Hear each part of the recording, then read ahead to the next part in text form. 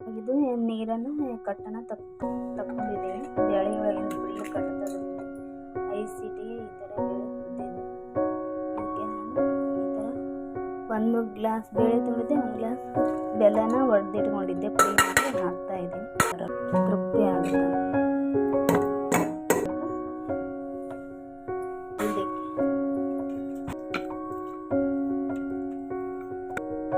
ಅಂಗನವಾಡಿಗೆ ಹೋಗೋದಾಗುತ್ತೆ ಅಂತೇಳಿ ಲೇಟಾಗಿ ಹೇಳ್ತಿದ್ದೆ ಡೈಲಿ. ಇಲ್ಲಿ ಅದಕ್ಕೆ ಎದ್ದು ಈಗ ಪಾಪ ಅವ್ರು 9 ಗಂಟೆಗೆ ಕಳಿಸ್ಕೊಡ್ರಿ ಅಂತೇಳಿ ಅಂತಂದ್ರೆ ನೀವು 2 ಗಂಟೆಗೆ